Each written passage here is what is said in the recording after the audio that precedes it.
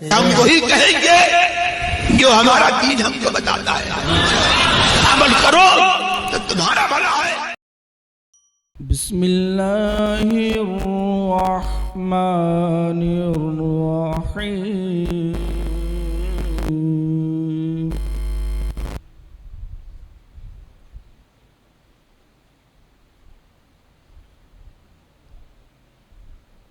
والسماء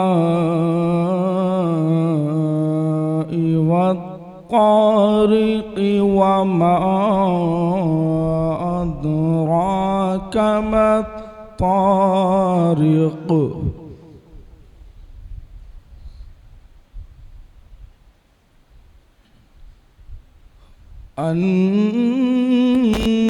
النجم الثاقب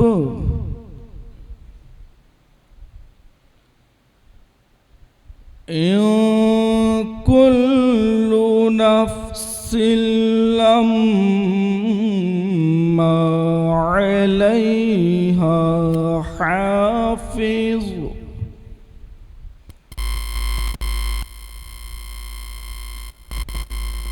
فلينظر الإنسان مما خلق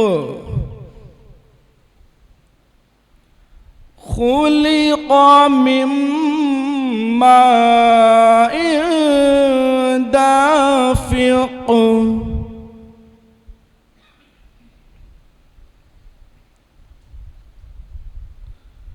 يخرج من بين الصلب والترائب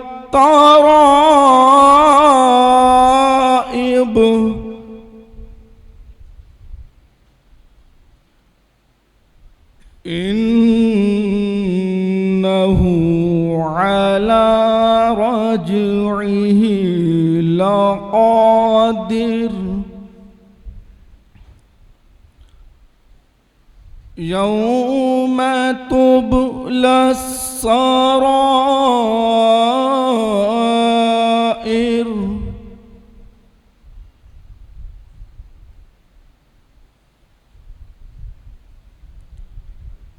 فما له من قوة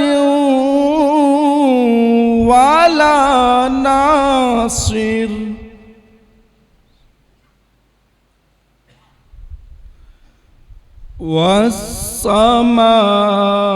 والسماء ذات الرجع والأرض ذات الصدع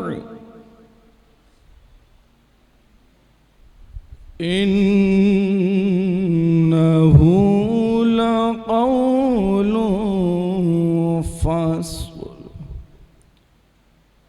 وما هو بالهزل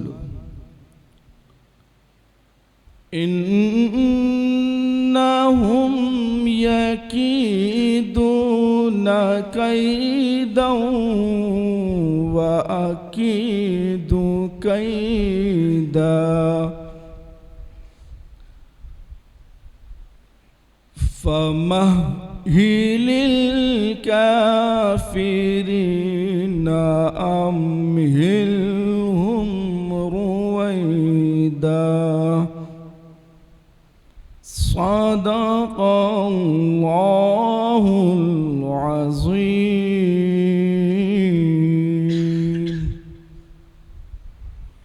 السلام علیکم ورحمۃ اللہ وبرکاتہ۔ آپ سبھی حضرات نے ایک مرتبہ باوض بلند درود شریف پڑھ لیں۔ اللہم صلی علی سیدنا شفیعنا مولانا۔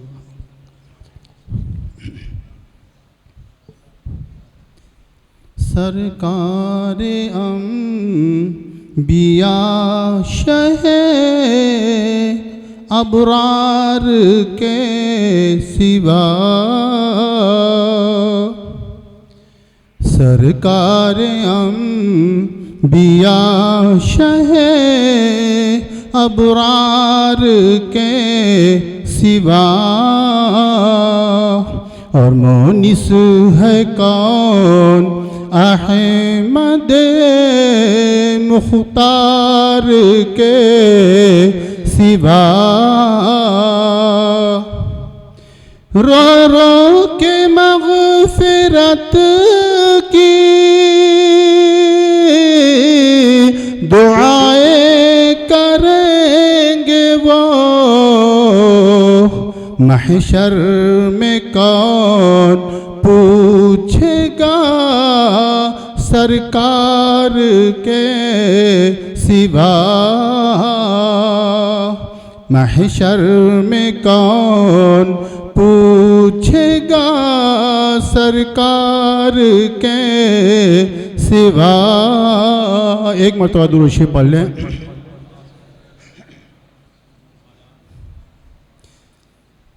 آپ ہیں بے مثل آقا، آپ سا کوئی نہیں، آپ ہیں بے مثل آقا، آپ سا کوئی نہیں، آپ کے جیسا جہاں میں دوسرا کوئی نہیں، آپ کے جیسا جہاں میں دوسرا کوئی نہیں۔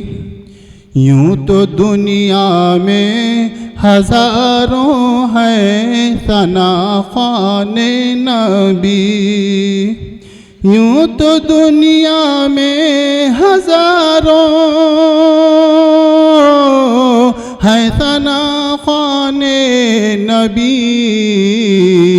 لیکن ان میں ثانی احمد رضا کوئی نہیں، لیکن ان میں ثانی احمد رضا کوئی نہیں۔ کوئی اونچے سے بھی اونچا ہو تو نیچا ہی رہے، کوئی اونچے سے بھی اونچا ہو تو نیچا ہی رہے، آپ کے قد کے برابر دوسرا کوئی نہیں، آپ کے قد کے برابر دوسرا کوئی نہیں۔ جانشین بو حنیفہ مظہر احمد رضا، جانشین بو حنیفہ مظہر احمد رضا، مفتی اعظم کے جیسا باصفا کوئی نہیں، مفتی اعظم کے جیسا باصفا کوئی نہیں۔ السلام علیکم۔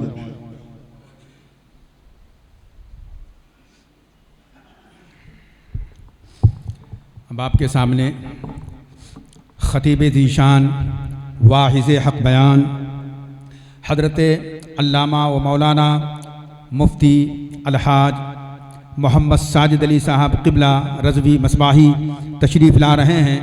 آئیے اپنے خطیب کا استقبال نعرہ تکبیر و رسالت سے کریں۔ نعرہ تکبیر، نعرہ رسالت، جشن عید میلاد النبی، ماہ ربیع النور، آقا کی آمد، مسلک اعلی حضرت حضور تاج الشریعہ، خلیفہ حضور تاج الشریعہ، نعرہ تکبیر، نعرہ رسالت۔ السلام علیکم ورحمۃ اللہ وبرکاتہ۔ الحمد للہ رب العالمین، والصلاة والسلام على سيد الأنبياء والمرسلين وعلى آله وأصحابه وأزواجه وأهل بيته أجمعين. أما بعد فأعوذ بالله من الشيطان الرجيم. بسم الله الرحمن الرحيم. لقد من الله على المؤمنين إذ بعث فيهم رسولا. صدق الله مولانا العظيم وصدق رسوله النبي الأمين المتين الكريم ونحن على ذلك لمن الشاهدين والشاكرين والحمد لله رب العالمين. حصول برکت کے لیے آقائے نامدار مدینے کے تاجدار شہنشاہ ذی وقار نبی محترم رحمت دو عالم نور مجسم ارواحنا فدا محمد رسول اللہ صلی اللہ تعالی علیہ وسلم کی پرنور بارگاہ میں محبت کے ساتھ درود و سلام کا ہدیہ پیش کر لیجئے. اللہم صلی علی سیدنا و شفیعنا و حبیبنا و مولانا محمد وبارک وسلم. صلاۃ و سلام علیک یا رسول اللہ صلی اللہ تعالی علیہ وسلم. کل کی محفل میں نے حضور اکرم سید عالم صلی اللہ تعالی علیہ وسلم کی حیات طیبہ کے 25 روشن سالوں کا ذکر کیا تھا کہ آپ کی حیات طیبہ کے مقدس 25 سال کس انداز کے اندر گزرے، ان کا مختصر سا تذکرہ ہوا تھا. آگے بڑھنے سے پہلے ایک بات میں عرض کر دوں کہ ابھی یا اس سے پہلے کبھی بھی آقا کریم صلی اللہ تعالیٰ علیہ وسلم کا بچپن بیان کرتے وقت جب آپ کے والد محترم یا والدہ محترمہ کے انتقال کا تذکرہ ہوا تو میری زبان سے اس طرح کا جملہ نکلا کہ پھر آقا کریم علیہ الصلوۃ والسلام یتیم ہو گئے. اس طرح کا جو جملہ نکلا، یہ یتیم کا لفظ اللہ کے رسول صلی اللہ تعالیٰ علیہ وسلم کے لیے بولنا درست نہیں ہے، ناجائز ہے. میں اس بات سے اللہ تبارک و تعالیٰ کی بارگاہ میں توبہ کرتا ہوں. استغفر اللہ ربی من کل ذنب و اتوب الیہ. حضرات مکرم، میرے آقا صلی اللہ تعالیٰ علیہ وسلم کی مقدس زندگی کتنی تابناک ہے. کل آپ حضرات نے پیارے آقا صلی اللہ تعالیٰ علیہ وسلم کا بچپن سنا. آپ نے دیکھا کہ کتنا پیارا بچپن تھا وہ. میں نے عرض کیا تھا کہ جب آقا کریم صلی اللہ تعالیٰ علیہ وسلم کی عمر شریف 25 سال کی ہوئی تو آپ کا نکاح حضرت خدیجۃ الکبریٰ رضی اللہ تعالیٰ عنہا کے ساتھ ہوا، جن کی عمر 40 سال کی تھی. جب تک حضرت خدیجہ حیات رہی تب تک میرے آقا صلی اللہ تعالیٰ علیہ وسلم نے کوئی اور نکاح نہ فرمایا. حضرت عبداللہ، حضرت قاسم، حضرت رقیہ، حضرت زینب، حضرت ام کلثوم اور حضرت فاطمہ رضی اللہ تعالی عنہم، ان تمام کی پیدائش، یہ جو میرے آقا علیہ السلام کی اولاد ہے، ان سب کی پیدائش حضرت خدیجۃ الکبریٰ رضی اللہ تعالی عنہا کے شکم سے ہوئی ہے. صرف ایک اولاد ہے میرے آقا علیہ السلام کی جو حضرت خدیجہ کے علاوہ دوسری جو ہے وہ مقدس خاتون سے ہے، ورنہ باقی جتنی بھی اولاد ہیں آپ کی وہ سب حضرت خدیجۃ الکبریٰ رضی اللہ تعالی عنہا کے وطن سے ہے. حضرت خدیجہ کے ساتھ میں نکاح کے بعد میں میرے آقا صلی اللہ تعالی علیہ وسلم کے لیے بڑی راحتیں میسر آئی، اور جو کاروبار کے حوالے سے آپ بار تشریف لے جایا کرتے تھے اس میں بھی آپ کو کبھی کافی مدد میسر آئی. اب یہ جو 25 سال کے بعد کی جو میرا آقا علیہ السلام کی زندگی ہے نا، وہ کس انداز میں گزری، اس کے میں کچھ گوشے آپ کے سامنے رکھوں تو آپ کو پتہ چلے گا.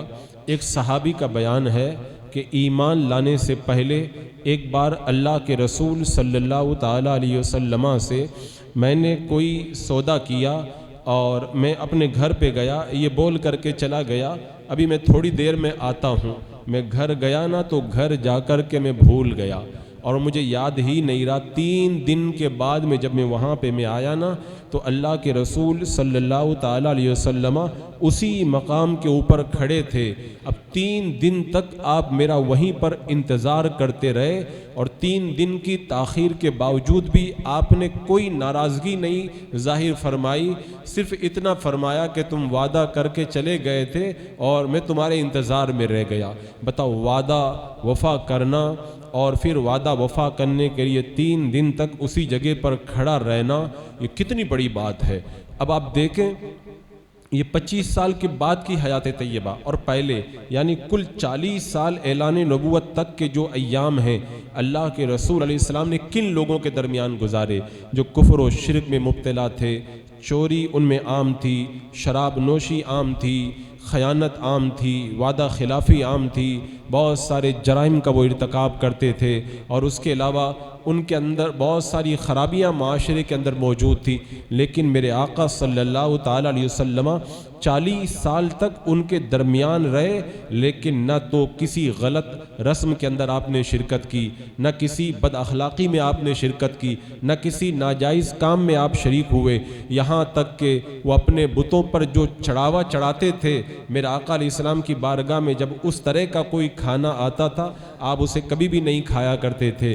اللہ کے رسول علیہ السلام جو وعدہ کرتے پورا کر دیتے، جو بولتے اس کو سچ کر دکھاتے، ہمیشہ امانت داری کا ثبوت پیش کرتے، یہاں تک کہ آپ کو مکہ کے لوگوں نے صادق اور امین کا خطاب دیا تھا کہ پورے مکہ میں سب سے بڑا سچا اگر کسی کو دیکھنا ہو اور سب سے بڑا امانت دار اگر کسی کو دیکھنا ہو تو محمد صلی اللہ تعالیٰ علیہ وسلم کو دیکھ لے۔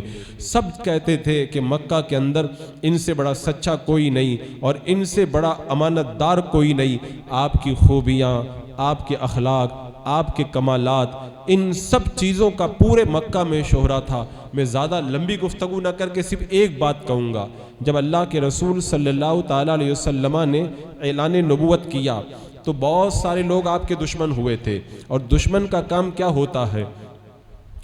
وہ خامیاں تلاش کرتا ہے اور غلط چیزوں کو ڈھونڈ کر کے نکالتا ہے بدنام کرنے کے لیے۔ میرے آقا صلی اللہ تعالیٰ علیہ وسلم نے جب اپنے نبی ہونے کا اعلان کیا تو آپ کے دشمنوں نے خوب سر پٹ کے خوب کوششیں کی، لیکن آپ کی 40 سالہ زندگی کے اندر ایک جھوٹ نہیں دکھا سکے، ایک وعدہ خلافی نہ نکال سکے، ایک غلط چیز کو نہیں پیش کر سکے، ایک کسی بد اخلاقی کو وہ نہ دکھا سکے۔ انہوں نے خوب کوششیں کی، ہر طرح سے میرے آقا علیہ السلام کو معاذ اللہ رسوا کرنے کے لیے وہ ہاتھ پاؤں مارتے رہے، لیکن پوری 40 سالہ حیات طیبہ میں ایک نقطہ بھی ان کو ایسا نہیں ملا جس پر وہ اعتراض کر کے میرے آقا صلی اللہ تعالیٰ علیہ وسلم پر انگشت نمائی کر سکے۔ اتنی شاندار، اتنی تابناک، اتنی روشن اور اتنی پیاری زندگی میرے آقا صلی اللہ تعالیٰ علیہ وسلم نے مکہ کی سرزمین پر اس ماحول میں گزاری۔ دیکھو، اگر نیکیوں کا ماحول ہے اور اچھی طریقے سے اچھے لوگ رہ رہے ہیں، ان میں آدمی اگر نیک بن کر کے رہ جائے تو یہ کوئی زیادہ بڑی بات نہیں ہے۔ پورا معاشرہ اجڑا ہوا، پورا سماج بگڑا ہوا، پوری سوسائٹی تباہی کا شکار، ایسے تباہی، بربادی، فساد، گناہ کے ماحول میں ایک ایسی ذات موجود ہو جو 40 سال ان کے درمیان گزارے لیکن کسی غلط چیز کا ایک دھبا بھی اس کے دامن پہ نہ لگے، اس ذات کا نام محمد الرسول اللہ صلی اللہ تعالیٰ علیہ وسلم ہے۔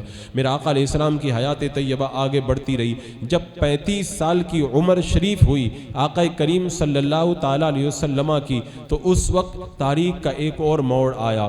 ایک سیلاب کی وجہ سے خانہ کعبہ کی دیواریں شکستہ ہو گئی۔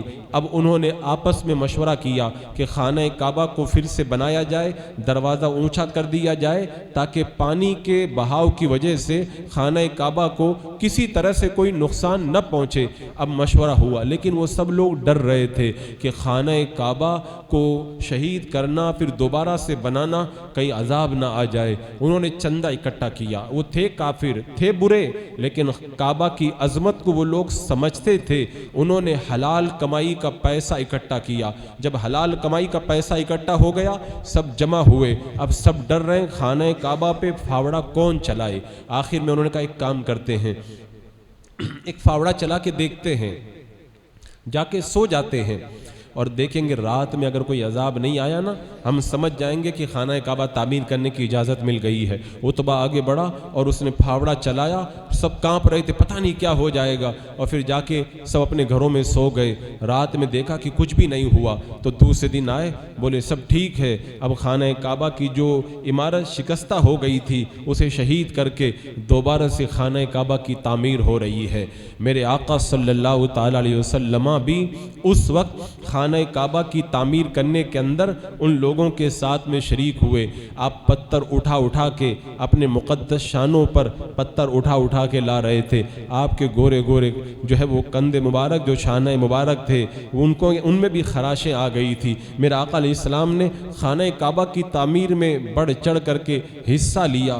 خانہ کعبہ ابھی مکمل بھی نہیں ہو پایا تھا, اس سے پہلے ہی پیسہ ختم ہو گیا. پیسہ تو بہت تھا لیکن وہ خانہ کعبہ کے اندر حرام کا مال نہیں لگانا چاہتے تھے. تو انہوں نے کہا جتنا پیسہ تھا اتنا ختم ہو گیا, تھوڑا سا حصہ بچ گیا, کبھی حلال کا پیسہ آئے گا تو اس کو بعد میں بنا لیں گے. اتنا حصہ انہوں نے چھوڑ دیا. وہ حصہ انہوں نے اس دن چھوڑا تھا, آج اتنے سالوں کے بعد آج بھی وہ چھوٹا ہوا ہے. ہم جب جاتے نا خانہ کعبہ میں وہ حتیم نظر آتا نا, حتیم, یہ حتیم کا حصہ خانہ کعبہ کے اندر تھا لیکن رب کو منظور تھا کہ محبوب کی امت کے اندر بہت سارے دیوانے چاہیں گے خانہ کعبہ میں داخل ہونا, انہیں خانہ کعبہ میں جانے کا موقع نہیں ملے گا. وہ حتیم کے اندر آ جائیں گے نا, یہ حتیم بھی خانہ کعبہ ہی کا حصہ ہے. تو یہ رب نے ہمارے اوپر کرم فرمایا. اب جب خانہ کعبہ بن کے تیار ہوا نا, اب اس کے بعد میں جھگڑا شروع ہو گیا. ہر قبیلہ یہی کہہ رہا تھا کہ حجر اسود میں لگاؤں, وہ کہہ رہا میں حجر اسود لگاؤں. اختلاف بڑا, 3 دن 4 دن یا 5 دن تک جھگڑا رہا. اب نوبت یہاں تک آ گئی کہ بس تلوار نکلنے والی تھی کہ اب تلواریں نکلیں گی, خون خرابہ ہوگا. اس وقت ایک بزرگ ان میں سے کھڑا ہوا, بوڑھا شخص, اور کہا کہ میں یہ مشورہ دیتا ہوں سب لوگ جا کر کے سو جاؤ. جو صبح کے وقت میں سب سے پہلے خانہ کعبہ میں آئے گا وہ جو فیصلہ کرے گا وہی فیصلہ منظور کر لیا جائے گا. انہوں نے مشورہ قبول کیا, سب جا کر کے سو گئے. اتفاق کی بات ہے سب سوئے, سب کو نیند آ گئی. رب کو منظور یہی تھا. میرے آقا صلی اللہ تعالیٰ علیہ وسلم کی عمر شریف 35 سال کی ہے. باب السلام سے میرے آقا علیہ السلام سب سے پہلے خانہ کعبہ میں داخل ہوئے, کیونکہ باب السلام کی طرف میرے آقا علیہ السلام کا مکان مبارک تھا. آج بھی جو حج اور عمرہ کے لیے جاتے ہیں, اللہ کے رسول علیہ السلام کے مقدس مکان کی زیارت کرنے جاتے ہیں تو باب السلام سے ہو کر کے نکلنا پڑتا ہے. تو باب السلام سے اللہ کے رسول علیہ السلام جب خانہ کعبہ کے اندر داخل ہوئے نا, بعد میں جتنے لوگ آئے سب دیکھ کے کہنے لگے واہ, جو مکہ کے سب سے بڑے امین ہیں وہ پہلے آئے ہیں, یہ جو بھی فیصلہ کریں گے وہ اچھا ہی فیصلہ کریں گے. سب خوشی سے کھل اٹھے. اب میرے آقا علیہ السلام کا فیصلہ دیکھو حضرات مکرم, اللہ تبارک و تعالیٰ نے میرے آقا علیہ السلام کو وہ فراست, وہ دانائی اور وہ خوبیاں عطا فرمائی تھی. اتنا بڑا فساد ہونے والا تھا, میرے آقا علیہ السلام نے بڑی خوبی کے ساتھ میں سارے فتنے کا دروازہ بند کر دیا. فرمایا ہر قبیلہ اپنے اپنے سردار کو آگے بڑھائے, ایک چادر کے اندر حجر اسود کو رکھ دیا اور ہر قبیلے کا سردار آگے آئے اور حجر اسود جس چادر میں ہے اس چادر کا ایک ایک کونا پکڑے اور اٹھا کر کے خانہ کعبہ کے پاس لے کر کے جائے. اب سب آگے آئے, اٹھا کر کے خانہ کعبہ کے قریب حجر اسود کو جب لے جایا گیا, میرے آقا علیہ السلام نے اپنے نورانی ہاتھوں سے حجر اسود کو تھاما اور خانہ کعبہ کے اندر نصب فرما دیا. سارا جھگڑا ختم ہو گیا اور سب میرے آقا علیہ السلام کے فیصلے کی تعریف کرنے لگے. حضرات مکرم, اب جب 35 سال کے بعد کی جو زندگی ہے میرے آقا علیہ السلام کی, روایتوں میں آتا ہے اب وحی کے مبشرات کا آغاز ہوا. میرے آقا علیہ السلام کو خواب آتے تھے. اور خواب ایسے خواب تھے کہ آپ رات میں خواب دیکھتے تھے اور بالکل روزے روشن کی طرح اس کی تعبیر دوسرے دن ظاہر ہو جایا کرتی تھی۔ اللہ کے رسول علیہ السلام اب خلوت نشین ہونے لگے، غار حرا میں جاتے اور غار حرا میں جا کر کے عبادت میں مصروف ہو جاتے، پورا رمضان غار حرا میں عبادت کرتے۔ آپ کھانے پینے کا سامان حضرت خدیجہ سے بنواتے، اب بنوا کر کے غار حرا میں آپ لے کر کے جاتے، جب کھانا ختم ہو جاتا دوبارہ اتر کر کے نیچے آتے، حضرت خدیجہ پھر کھانا بنا کے دیتی، میرے آقا علیہ السلام وہ توشہ جو ہے وہ زاد راہ لے کر کے پھر اس غار حرا میں تشریف لے جاتے، اسی طرح عبادت کرتے رہتے، اور پھر میرے آقا علیہ السلام زیادہ سے زیادہ اپنا وقت اللہ کے ذکر میں گزارنے لگے۔ خوابوں کا سلسلہ شروع ہوا، اور ایک روایت میں آتا ہے یہ وحی نازل ہونے سے 3 سال پہلے حضرت اسرافیل علیہ السلام میرے آقا علیہ السلام کے ساتھ میں رہنے لگے۔ اب یہ جو 5 سال کا جو عرصہ ہے نا، 35 سے لے کے 40 سال تک اللہ کے رسول علیہ السلام کی زندگی یہ اسی طرح عبادت میں اور لوگوں سے کٹ کر کے اپنے رب کو یاد کرنے کے اندر بسر ہونے لگی، یہاں تک کہ ایام گزرتے گزرتے جب میرے آقا صلی اللہ تعالیٰ علیہ وسلم کی عمر شریف 40 سال کی ہوئی، آقا کریم صلی اللہ تعالیٰ علیہ وسلم غار حرا کے اندر تشریف لے گئے۔ تبھی غار حرا کے اندر میرے آقا علیہ السلام موجود تھے، حضرت جبریل امین غار حرا کے اندر آ جاتے ہیں اور آ کر کے کہتے ہیں میں جبریل ہوں، اللہ تبارک و تعالیٰ نے مجھے بھیجا ہے اور آپ کو یہ حکم دیا گیا ہے کہ آپ اللہ کی وحدانیت کا لوگوں کے اندر، اللہ کی وحدانیت کا پرچار لوگوں کے اندر فرما دیں۔ میرے آقا صلی اللہ تعالیٰ علیہ وسلم غار حرا میں موجود ہیں، حضرت جبریل امین نے کہا آپ پڑھیے، میرے آقا علیہ السلام نے فرمایا میں پڑھنے والا نہیں۔ حضرت جبریل امین نے میرے آقا علیہ السلام کو پوری طاقت سے دبوچا اور اس کے بعد میں چھوڑ دیا، کہا پڑھیے، فرمایا میں پڑھنے والا نہیں۔ 3 مرتبہ ایسا کیا، پھر آخر میں حضرت جبریل نے کہا اقرا بسم ربک الذی خلق خلق الانسان من علق اقرا وربک الاکرم الذی علم بالقلم علم الانسان ما لم یعلم، پڑھیے اپنے اس رب کے نام سے، اقرا بسم ربک الذی خلق، جس نے پیدا کیا ہے، خلق الانسان من علق، انسان کو بستہ خون سے بنایا ہے۔ اور پھر حضرت جبریل نے جب یہ آیتیں پڑھی نا، رب کا نام سنا، میرے آقا صلی اللہ علیہ وسلم نے جب رب کا نام سنا نا تو اللہ کے نام سے پڑھنا شروع کر دیا۔ اب حضرت جبریل امین نے اپنے پر کو وہیں غار کے اندر زمین پر مارا تو زمین سے پانی کا ایک چشمہ نکل آیا۔ حضرت جبریل امین نے وضو کیا، میرے آقا علیہ السلام نے بھی وضو بنایا۔ حضرت جبریل امین آگے بڑھ گئے، میرے آقا علیہ السلام پیچھے کھڑے ہوئے۔ حضرت جبریل علیہ السلام نے 2 رکعت نماز پڑھائی، آقا کریم صلی اللہ علیہ وسلم نے بھی حضرت جبریل کے ساتھ میں نماز پڑھی۔ اب اس کے بعد میں حضرت جبریل امین رخصت ہوئے، میرے آقا علیہ السلام غار سے نکل کر کے جب اپنے مکان کی طرف جانے لگے نا، آپ کے شان مبارک، قلب مبارک کا گوشت ہل رہا تھا۔ کیوں؟ اس لیے کہ بار نبوت اور وحی کی ہیبت اور وہ جلال جس کو پہاڑ برداشت نہ کر سکیں، میرے آقا علیہ السلام کے قلب پاک پر وہ مقدس قرآن نازل ہوا تھا۔ اس ہیبت کی وجہ سے اللہ کے رسول صلی اللہ علیہ وسلم کا شان مبارک کا گوشت بھی کانپ رہا تھا۔ آپ جو ہے وہ بڑی تیزی کے ساتھ میں چلتے ہوئے جب حضرت خدیجۃ الکبریٰ کے مکان میں داخل ہوئے، اپنے مکان میں حضرت خدیجۃ الکبریٰ کے پاس میں کہا زملونی زملونی، اے خدیجہ مجھے چادر اڑاؤ، مجھے چادر اڑاؤ۔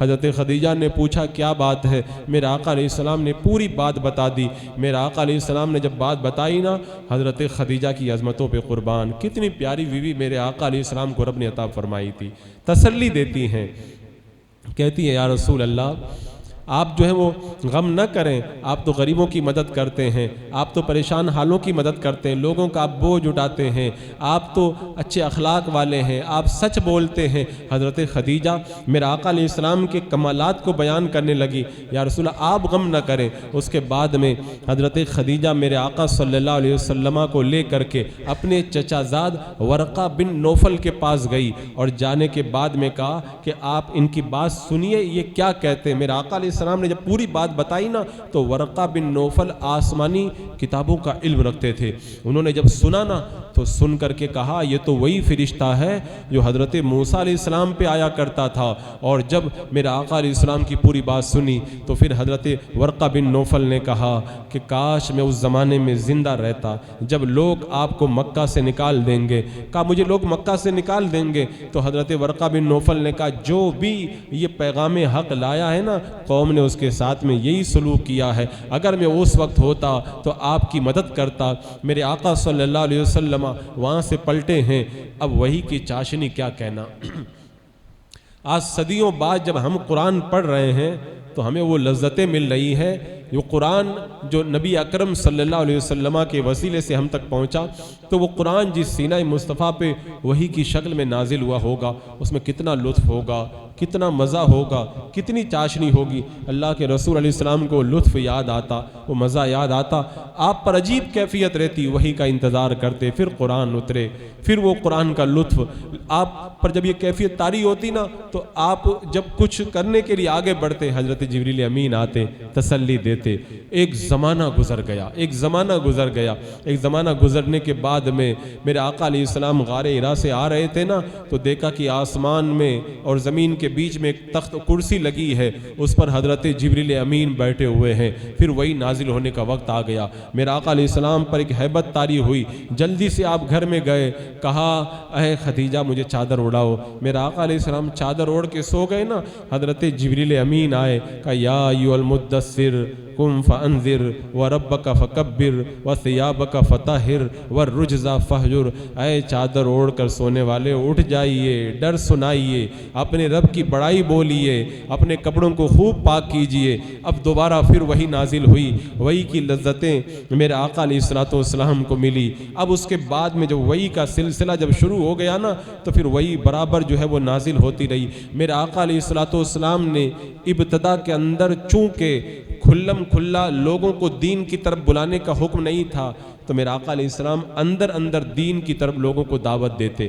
مردوں میں سب سے پہلے حضرت ابو بکر صدیق ایمان لائے, عورتوں میں سب سے پہلے حضرت خدیجۃ الکبریٰ ایمان لائی, غلاموں میں سب سے پہلے حضرت زید بن حارثہ ایمان لائے, بچوں میں سب سے پہلے حضرت مولا علی رضی اللہ تعالیٰ عنہ ایمان لائے. اس طرح میرے آقا علیہ السلام پر ایمان لانے والے خفیہ طور پر کلمہ پڑھ کے مسلمان ہونے لگے. حضرت ابو بکر صدیق کے تبلیغ کے اوپر حضرت عثمان ایمان لائے, حضرت سعد ایمان لائے, حضرت ابو طلحہ ایمان لائے, حضرت ابو عبیدہ ایمان لائے, حضرت ارقم ایمان لائے. تو اس طرح رفتہ رفتہ اندر اندر دین کا کام شروع ہو گیا. پھر حضرت جبریل امین میرے آقا علیہ السلام کی بارگاہ میں آئے. ابھی صرف 2 وقت کی نمازیں پڑھی جا رہی ہیں, ایک فجر میں اور ایک رات میں عشاء کے وقت میں 2 رکعت پڑھی جا رہی ہے. ابھی معراج نہیں ہوئی, ابھی 5 وقت کی نماز فرض نہیں ہوئی ہے. حضرت جبریل امین آئے اور پھر وہ آیت کریمہ میرے آقا علیہ السلام پہ اتری, وَأَنذِرْ عَشِيرَتَكَ الْأَقْرَبِينَ, اے محبوب اپنے قریبی رشتہ داروں کو ڈر سنائیے. میرے آقا علیہ السلام کو جب حکم ملا نا میرے آقا نے اپنے خاندان والوں کی رشتہ داروں کی دعوت کی. جب دعوت میں سب جمع ہو گئے انہیں ایک خدا کے طرف ایمان لانے کے لیے بلایا, ایک خدا پر ایمان لانے کی دعوت دی. آپ کی دعوت کو کسی نے قبول نہیں کیا. پھر حضرت جبریل امین آئے, ایک بار پھر آپ کو اپنے قریبی رشتہ داروں کی طرف کو دعوت کے دین حق کی طرف بلانے کے لیے کہا. میرے آقا علیہ السلام نے پھر اپنے خاندان والوں کو جمع کیا اور اللہ کے رسول علیہ السلام نے انہیں کلمہ حق سنایا اور انہیں بتایا کہ اللہ ایک ہے اور مرنے کے بعد میں انسان جو ہے وہ اللہ کی بارگاہ میں پیش ہوگا, اچھے اور برے اعمال کی جزا ملے گی. ان کے سامنے عقیدہ توحید اور عقیدہ آخرت کو رکھا, لیکن ابھی ایمان لانے کے لیے لوگ آمادہ نہ تھے. پھر اللہ نے وہ آیت کریمہ نازل فرمائی نا کہ اپنے قریبی رشتہ داروں کو ڈر سنا دیجئے. تو میرے آقا صلی اللہ تعالیٰ علیہ وسلم پہ ایک اور آیت اتری, فَاصْدَعْ بِمَا تُؤْمَرْ, اے محبوب کھلم کھلا جس کا حکم دیا جا رہا ہے وہ آپ بتا دیجئے. میرے آقا علیہ السلام صفا پہ چڑھ گئے, سارے لوگوں کو خاندانوں کو بلایا اور اس کے بعد میں کہا مجھے یہ بتاؤ اگر میں یہ کہوں کہ پہاڑ کے پیچھے سے ایک لشکر تمہارے اوپر حملہ کرنے آ رہا ہے تم میری بات مانو گے؟ سب نے کہا آپ بہت سچے ہیں، آپ کبھی جھوٹ نہیں بولتے، آپ جو کہیں گے ہم اس کو تسلیم کر لیں گے۔ میرے آقا علیہ السلام نے فرمایا سنو، ایک اللہ پر ایمان لاؤ، بتوں کی عبادت کو ترک کر دو، اس لیے کہ اگر تم خدا پہ ایمان نہیں لاؤ گے تو مجھے عذاب سے تمہیں ڈراتا ہوں، تمہارے اوپر جہنم کا عذاب پھر مسلط ہو جائے گا۔ میرے آقا علیہ السلام نے جو بیان کیا اس کا مفہوم یہی تھا کہ عذاب آخرت سے میرے آقا نے ڈرایا۔ تو لوگوں نے کہا آپ نے ہمارا ٹائم خراب کر دیا، اور ابو لہب نے معاذ اللہ میرے آقا علیہ السلام کی شان میں بدتمیزی میں کلمات کہے، معاذ اللہ اس نے جو کلمات کہے اس زبان سے میں ادا نہیں کر سکتا۔ رب کو ابو لہب نے جب یہ کہا نا تو رب تبارک و تعالیٰ نے اپنے حبیب صلی اللہ تعالیٰ علیہ وسلم کی گستاخی کرنے والے ابو لہب کی مذمت کے اندر تبت یدا ابی لہب و تب یہ پوری سورہ نازل فرما کر قیامت تک کے لیے اس کے اوپر مذمت فرما دی۔ اب میرے آقا صلی اللہ تعالیٰ علیہ وسلم کو حکم مل گیا ہے کھلم کھلا لوگوں کو دین کی طرف بلائیے۔ حضرات مکرم، جو لوگ ایک زمانے سے اندھیرے میں رہ رہے ہوں ان کو اجالے کی دعوت دینا کوئی آسان کام نہیں ہے۔ جو ہمیشہ بتوں کی عبادت کرتے رہے ہوں، جن کے باپ دادا بتوں کو پوجتے رہے ہوں، ان کو دین کی طرف بلانا اور کہنا کہ بتوں کو چھوڑ دو، ایک خدا کی عبادت کرو، یہ کوئی آسان کام نہیں تھا۔ یہ بڑی جگر کاوی کا کام تھا، یہ بڑی پتا ماری کا کام تھا، بڑا مشکل کام تھا۔ میرا آقا علیہ السلام اس کام کے لیے کھڑے ہوئے۔ اب مکہ کے اندر مخالفتوں کا طوفان امڑ پڑا، جگہ جگہ میرا آقا علیہ السلام کو ستایا جانے لگا، آپ کو پریشان کیا جانے لگا۔ وہ ایک بڑی لمبی چوڑی تاریخ ہے۔ اللہ کے رسول علیہ السلام کا جب دین مکہ کی سرزمین پر پھیلنے لگا نا تو پھر مکہ کے کافر جمع ہوئے، سردار جمع ہوئے، اور عتبہ شیبہ ابو جہل یہ سب جمع ہو کر کے ابو طالب کے پاس آئے اور آ کر کے کہا اپنے بھتیجے کو سمجھا لو، ہمارے بتوں کو برا کہتے ہیں، انہیں منع کرو۔ ابو طالب نے سمجھا کر کے انہیں واپس روانہ کر دیا۔ اور پھر جب کچھ دن اور گزر گئے، میرا آقا علیہ السلام کا دین جب اور آگے بڑھنے لگا نا، وہ نور خدا ہے کفر کی حرکت پہ خندہ زن، پھوکوں سے یہ چراغ بجھایا نہ جائے گا۔ اسلام کی فطرت میں خدا نے یہ لچک دی، جتنا دباؤ گے اتنا ہی یہ ابھرے گا۔ تو یہ دین بڑھتا چلا گیا، دین کا اجالا پھیلتا چلا گیا۔ تو اب اس کے بعد پھر سب سردار جمع ہو کر کے آئے کہ ابو طالب اب بہت ہو گیا ہے، اب پانی سر سے اوپر نکل گیا ہے، آپ اگر اپنے بیٹے اپنے بھتیجے کو اگر اس کام سے نہیں روکیں گے تو پھر ہمارے حوالے کریں، نہیں تو پھر پورے عرب سے آپ کو جنگ کرنا پڑے گا۔ ابو طالب نے دیکھا معاملہ بگڑ گیا ہے، فوراً میرے آقا علیہ السلام کو بلایا اور بلا کر کے کہا کہ اے میرے بھتیجے دیکھو یہ سرداران مکہ آئے ہیں، یہ کہہ رہے ہیں ان کی بات مان لو، مکہ کے حالات جو ہے وہ ہنگامہ خیز ہو چکے ہیں۔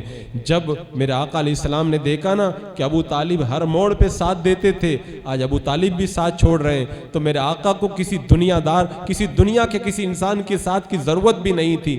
اللہ تبارک و تعالیٰ آپ کا حافظ و ناصر تھا۔ میرے آقا علیہ السلام نے فرمایا چچا اگر میرے ایک ہاتھ میں سورج اور دوسرے ہاتھ میں چاند لا کر کے رکھ دیں اور مجھ سے کہیں کہ میں دین حق کی تبلیغ سے باز آ جاؤں تو آپ کا بھتیجا دین کی تبلیغ کو ترک نہیں کرے گا، یا تو میں دین کو پھیلا دوں گا یا اس راہ کے اندر اپنی جان میں قربان کر دوں گا۔ جب میرے آقا علیہ السلام کا یہ تیور دیکھا نا، اللہ اکبر، ابو طالب بھی لرز کر کے رہ گئے، کہا بھتیجے جب تک میں زندہ ہوں کسی کی مجال نہیں ہے تمہاری طرف آنکھ اٹھا کر کے بھی دیکھ لے، جاؤ تمہیں جس طرح سے اپنے دین کا کام کرنا تم کرو، میں دیکھتا ہوں کون تمہارا کیا بگاڑتا ہے۔ ابو طالب نے بھی میرے آقا علیہ السلام کے جذبات اور آپ کے کلمہ حق کو دیکھ کر پورا ساتھ دینے کا وعدہ کیا۔ اب مکہ کے اندر اسلام بڑی تیزی سے پھیل رہا ہے۔ آقا کریم صلی اللہ تعالیٰ علیہ وسلم کی عمر شریف 43 سال کی ہو گئی ہے اور دین کی تبلیغ کا کام بڑی تیزی کے ساتھ میں جاری ہے۔ اب پھر وہ لوگ جو ہے وہ ایک بار اکٹھا ہوئے اور انہوں نے کہا کہ ایسا کرتے ہیں کہ ولید کا لڑکا ہے، اس جوان تندرست تھا، لے کر کے پہنچے ابو طالب کے پاس، کہا ایک کام کرو ابو طالب اپنا بھتیجا محمد ہمیں دے دو صلی اللہ تعالیٰ علیہ وسلم، اور یہ ولید کا پہلوان بچہ ہم آپ کو دیتے ہیں، تو یہ سودا آپ کر لو۔ ابو طالب نے کہا کیسا برا سودا تم مجھ سے کرنے آئے ہو؟ تم اپنا بیٹا مجھے دے رہے ہو، میں کھلا پلا کے موٹا کروں اور میں اپنا بھتیجا تمہیں دے دوں ظلم و ستم کرنے کے لیے، مجھے یہ سودا منظور نہیں ہے۔ اب وہ طرح طرح سے پلاننگ کرنے لگے، اسلام کو کیسے روکا جائے، کیسے روکا جائے۔ آج جو اسلام کے خلاف لوگ کام کر رہے ہیں نا، طرح طرح کے پروپیگنڈے، یہ کر دو وہ کر دو، یہ آج کا کام نہیں ہے، بہت پرانی روش چلی آ رہی ہے۔ اسلام کا اجالا جب پھیلتا ہے نا تو کافر ہر دور میں کوشش کرتا ہے اسلام کو روکنے کے لیے۔ یہ مت سمجھنا کہ یہ حالات آج ہمارے ساتھ میں، کوئی ہمیں جھنڈا نہیں لگانے دے رہا، کوئی ہمیں یہ نہیں کرنے دے رہا، کوئی ہمیں، یہ سب حالات آج کے نہیں ہیں۔ یہ اسلام جب سے آیا نا تب سے اسلام کے ساتھ یہی حالات ہیں۔ اسلام کو ہر دور میں خطرات کا سامنا کرنا پڑا ہے۔ اب انہوں نے آپس میں مشورہ کیا، مشورہ کر کے انہوں نے عتبہ کو تیار کیا۔ عتبہ بڑا ہوشیار تھا، کہا جاؤ تم جا کر کے بات کرو محمد سے صلی اللہ علیہ وسلم۔ عتبہ آئے میرے آقا علیہ السلام کی بارگاہ میں، آ کر کے کہنے لگے کہ ہم آپ کی تبلیغ سے بہت پریشان ہو گئے، آپ ایک کام کرو، اگر آپ کو سرداری چاہیے، آپ کو اگر سرداری چاہیے، ہم سارے مکہ والے مل کر کے آپ کے بہت سارا مال اکٹھا کرتے ہیں، آپ کو سب سے بڑا عرب کا مالدار بنا دیتے ہیں اور آپ کو سردار بنا دیتے ہیں، آپ جو کہیں گے وہی ہم مانیں گے۔ وہ کیا جانتے تھے میرا آقا علیہ السلام مال کی طرف نظر اٹھا کے کیا دیکھیں؟ میرے آقا نے تو فرمایا اگر میں چاہوں نا تو سونا چاندی کے خزانے میرے ساتھ میں چلا کریں۔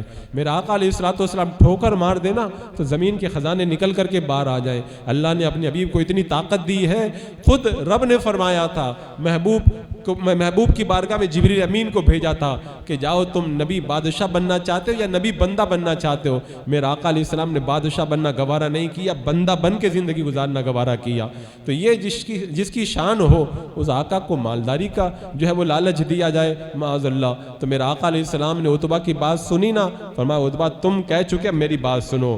اس کے بعد پڑھا بسم اللہ الرحمن الرحیم حامیم تنزیل من الرحمن الرحیم۔ میرا آقا نے جب قرآن پڑھنا شروع کیا نا عتبہ پورا کانپ گیا، کہا بس کرو میرے اندر برداشت کی طاقت نہیں ہے، میں جو ہے وہ معذرت چاہتا ہوں، آپ یہیں پہ اپنی تلاوت کو روک دیں، کیونکہ قرآن کی جو ہیبت تھی اس سے عتبہ کانپ گیا۔ اور اس کے بعد میں لوٹ کر کے آیا، چہرہ اترا ہوا تھا۔ سارے سردار وہ انتظار کر رہے تھے ابھی کچھ لے کے آئیں گے، بتائیں گے کہ کتنا مال ان کو دینا ہے، وہ تبلیغ بند کر دیں گے۔ عتبہ آیا، آنے کے بعد کہنے لگا وہ جو کر رہے ہیں ان کو کرنے دو، ان کو ان کے حال پہ چھوڑ دو۔ کہنے لگے لگتا ہے تمہارے اوپر بھی ان کا جادو اثر کر گیا معاذ اللہ۔ کہا دیکھو اگر جو وہ کر رہے ہیں اگر صحیح کر رہے ہیں تب تو بڑی اچھی بات ہے، اس کے اندر ہم عرب والوں کی، ہم مکہ والوں کی بڑی تعریف ہوگی، اور اگر وہ غلط کر رہے تو خود ہی وہ اپنے انجام کو پہنچ جائیں گے۔ لیکن وہ صبر نہیں کر سکے۔ پھر ایک بار سارے سردار اکٹھا ہوئے، میرے آقا علیہ السلام کی بارگاہ میں حاضر ہوئے، بولے اگر آپ کو سرداری چاہیے ہم سرداری دے دیتے ہیں، اگر آپ کو مال چاہیے مال اکٹھا کر دیتے ہیں، اگر آپ پر جادو کا اثر ہے معاذ اللہ ہم اس کا علاج کروا دیتے ہیں، کسی حسین و جمیل عورت سے شادی کرنا ہے ہم عرب کی سب سے بڑی حسینہ سے شادی کر دیتے ہیں۔ میرا آقا علیہ السلام نے ان کی ساری مانگوں کو ٹھکرا کے بتا دیا، میں رب کا پیغام لے کر کے تمہارے پاس آیا ہوں، تمہیں جہنم سے کھینچ کر کے جنت میں داخل کرنا چاہتا ہوں۔ پھر ایک بار تو یہاں تک آ کے انہوں نے کہہ دیا معاذ اللہ ایک کام کریں، پھر آپ ایسا کریں 1 سال آپ ہمارے خداؤں کی عبادت کریں بتوں کی، 1 سال ہم آپ کی خدا کی عبادت کرتے ہیں۔ رب نے آیت کریمہ اتاری قل یا ایھا الکافرون لا اعبد ما تعبدون ولا انتم عابدون ما اعبد ولا انا عابد ما عبدتم ولا انتم عابدون ما اعبد۔ رب نے اس آیت کریمہ میں بتا دیا محبوب ان کافروں سے کہہ دو تم جو پوچھتے میں پوجنے والا نہیں ہوں، اور جس کی میں عبادت کرتا ہوں اس کی تم عبادت نہیں کرو گے تو سنو لکم دینکم، تمہارے لیے تمہارا دین ہے میرے لیے میرا دین ہے۔ میرا آقا علیہ السلام کی بارگاہ میں ہر طرح سے وہ کوشش کرتے رہے، آخر میں پھر جا کر کے ہٹ دھرمی پہ اتر آئے، کہنے لگے ایک کام کریں ہم کلمہ پڑھ کے مسلمان ہو جائیں گے، آپ کیا کریں یہ صفا پہاڑی ہے نا یہ پہاڑوں کو آپ ہٹا دیں یا آپ سونا نکال دیں، کبھی کہتے کہ ہمارے جو باپ دادا مر گئے ان کو آپ زندہ کر دیں، کبھی کہتے یہاں پہ آپ نہریں جاری کر دیں ہم لوگ کھیتی کریں گے، طرح طرح کے مطالبات، اور یہاں تک کہہ دیا اچھا آپ نبی ہیں تو ایک کام کریں جو عذاب آپ ہم پر لانا چاہتے ہیں نا وہ عذاب ہی ہمارے اوپر اتار دیں تاکہ ہم ختم ہو جائیں۔ اللہ تبارک و تعالیٰ نے فرما دیا محبوب جب تک تو ان کے درمیان ہے اللہ تعالیٰ کی یہ شان ہی نہیں ہے کہ اللہ ان کے اوپر عذاب کو بھیجے، وہ ہر عالم کے لیے رحمت ہیں، کسی عالم میں رہ جاتے یہ ان کی مہربانی، کہ انہیں یہ عالم پسند آیا میرے آقا علیہ السلام کی شان رحمت کی وجہ سے۔ اب اس کے بعد میں یہ جو تاریخ کا بڑا جو ہے وہ اہم باب ہے، میرے آقا علیہ السلام پہ کتنا ظلم ہوا۔ ماد اللہ آپ کو جادوگر کہا گیا، آپ کو شاعر کہا گیا، آپ کو ماد اللہ مجنوں کہا گیا، کیا کیا میرے آقا علیہ السلام کو نہیں کہا گیا۔ آپ کو جو ہے وہ تانے دیے گئے۔ میرے آقا فرماتے ہیں پڑوس کے اندر جو پڑوسی تھے نا، اپنا کچرا اٹھا کے میرے آقا علیہ السلام کے دروازے پہ لا کر کے رکھ دے۔ آقا کریم علیہ السلام حرم شریف میں نماز پڑھ رہے ہیں، جب آپ سجدے میں گئے نا، ابو جہل نے کہا کہ فلاں علاقے میں ایک اونٹنی ذبح ہوئی ہے، کوئی جائے اس کی بچہ دانی لا کر کے ان کی پیٹھ پہ رکھ دے تو بڑا مزہ آئے گا۔ عقبہ ابن معید معاذ اللہ وہ گیا اور اونٹنی کی بچہ دانی لے آیا۔ میرا آقا علیہ السلام نماز پڑھے، سجدہ کر رہے، کونین کے دولہ نماز پڑھ رہے، سجدے کی حالت میں اونٹنی کی اوجنی لا کے میرے آقا کی پشت انور پہ رکھ دی۔ کسی نے جا کر کے حضرت فاطمہ کو بتا دیا۔ حضرت فاطمہ بھی چھوٹی ہیں، جب پتہ چلا تو وہ آئیں اور اپنے مقدس باپ کی پشت سے اس اونٹنی کی بچہ دانی کو دھکا دے کر کے نیچے گرایا۔ میرا آقا علیہ السلام نے سجدے سے سر اٹھایا۔ میرا آقا علیہ السلام کبھی کسی کے لیے ہلاکت کی دعا نہیں کرتے تھے، لیکن جب عبادت میں خلل ڈالا نا، میرا آقا علیہ السلام بھی جلال میں آگے، غضب سے ان کے خدا بچائے، غضب سے ان کے خدا بچائے، جلال باری تاب میں ہے۔ میرا آقا علیہ السلام نے پھر دعا کی، اے اللہ فلاں کو ہلاک کر دے، فلاں کو ہلاک کر دے، فلاں کو ہلاک کر دے۔ راوی کہتے ہیں جن کا نام لیا تھا نا میرے آقا نے، ان سب کی لاشوں کو میں نے بدر کے کنویں کے اندر سڑتا ہوا دیکھا ہے۔ میں نے اللہ کے رسول علیہ السلام نے دعا کر دی نا، وہ اجابت کا صحرا، عنایت کا جوڑا، دلہن بن کے نکلی دعائے محمد۔ اللہ کے رسول علیہ السلام کی دعا کا وہ اثر ہوا۔ اب ایک بار تو یہاں تک انہوں نے حد کر دی، میرے آقا علیہ السلام حرم شریف میں تھے، وہ عقبہ آیا اور اس نے ایک چادر لی اور اللہ کے رسول علیہ السلام کے مقدس گلے میں ڈال کر کے دبا دی۔ میرے آقا علیہ السلام کی چشمانے مبارک ابل پڑی۔ کسی نے جا کے حضرت ابوبکر صدیق کو بتایا کہ آج تمہارے نبی کے ساتھ میں ایسا بدسلوکی کر رہے۔ ابوبکر صدیق آئے نا اور ان کو دھکا دے کے ہٹایا، چادر کو نکالا، اب وہ سب حضرت ابوبکر صدیق کے اوپر ٹوٹ پڑے، اتنا زخمی کیا، اتنا زخمی کیا کہ پورا لہو لہان کر دیا۔ اللہ اکبر۔ حضرت مولا علی نے ایک بار کہا تھا، آقا پہ جب ظلم ہو رہا تھا نا، کوئی آگے نہیں بڑھا تھا، حضرت ابوبکر صدیق نے اپنی جان پر کھیل کر کے میرے آقا علیہ السلام کی امداد کی تھی۔ حضرات مکرم، یہ جو مکہ کی سرزمین کے جو مکی زندگی ہے نا میرا آقا علیہ السلام کی، یہ ایسی زندگی ہے کہ اس کا ایک ایک حرف اور اس کی سطر جو ہے وہ زخموں سے بھری ہوئی ہے، اور جتنے زخم ہیں اتنی نورانیت بھی آپ کو نظر آئے گی۔ کتنا نور مکہ کی سرزمین پہ پھیلا تھا۔ یہاں تک ظلم ڈایا گیا نا، میرا آقا علیہ السلام سجدے میں ہیں، ابو جہل آ رہا ہے معاذ اللہ کہ میں پاؤں رکھ کر کے کچل دوں معاذ اللہ، تبھی ڈر کر کے بھاگا۔ کسی نے کہا کیا ہو گیا؟ کہا اگر میں آگے بڑھتا نا میرے ٹکڑے ٹکڑے کر دیے جاتے۔ اور ایک بار ابو جہل نے کہا تھا کہ میرے ساتھی زیادہ ہیں، یعنی دادا گیری دکھانے لگا کہ میں یہ کر دوں گا وہ کر دوں گا۔ رب نے آیت کریمہ نازل فرمائی، رب نے فرمایا کہ اس سے جا کے کہہ دو فَلْيَدْعُ نَادِيَ سَنَدُ الزَّبَانِيَ، تو بلا لے اپنے ساتھیوں کو، ہم بھی اپنے فرشتوں کو بھیجتے ہیں۔ رب نے کہا اس سے کہہ دو، اور علماء بیان فرماتے ہیں، روایتوں میں آتا اگر وہ بلا لیتا نا اپنے دوستوں کو تو اللہ تبارک و تعالیٰ کھلا فرشتوں کو بھیج دیتا، اور اس دن ان سب کو کفر کردار تک پہنچا دیا جاتا۔ کیا کیا مظالم نہیں ڈھائے گئے، کیا کیا تانے نہیں دیے گئے۔ صرف میرے آقا صلی اللہ تعالیٰ علیہ وسلم کے ساتھ نہیں، صحابہ کو کتنا ستایا گیا۔ اگر وہ صحابہ کو جو ستایا گیا وہ بتاؤں تو پوری ایک لمبی داستان ہے۔ وہ حضرت عثمان کو کیسے جو ہے وہ باندھ کر کے مارا گیا، حضرت جو ہے وہ عمار رضی اللہ تعالیٰ عنہ کو کیسا ان پر ظلم کیا پتہ ہے؟ انہیں انگاروں پہ لٹا دیا، انگاروں پہ لٹا کر کے ان کے جسم کے اوپر پتھر رکھ دیا تاکہ ہل نہ سکیں۔ ان کی چربی پگھل کر کے اتنی چربی پگھل گئی نا پیٹ کی کہ سارے انگارے بجھ گئے، آگ بجھ گئی۔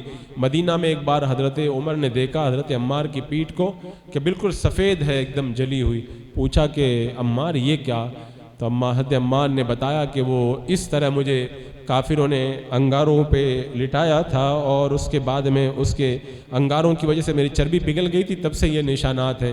میرا آقا علیہ السلام کا گزر ہوا تھا، فرمایا تھا صبر کرو، اللہ تمہیں صبر کا بدلہ دے گا، اور دعا فرمائی تھی اے اللہ تو عمار پر آگ کو ٹھنڈی کر دے۔ اللہ کے رسول علیہ السلام کی دعا کا اثر تھا کہ پھر آگ نے مجھ کے اوپر اثر نہیں کیا۔ حضرت عمر نے جب دیکھا نا پیٹ کو تو حضرت عمر بھی رو پڑے، اور حضرت بلال کا کیا عالم کیا پتہ ہے؟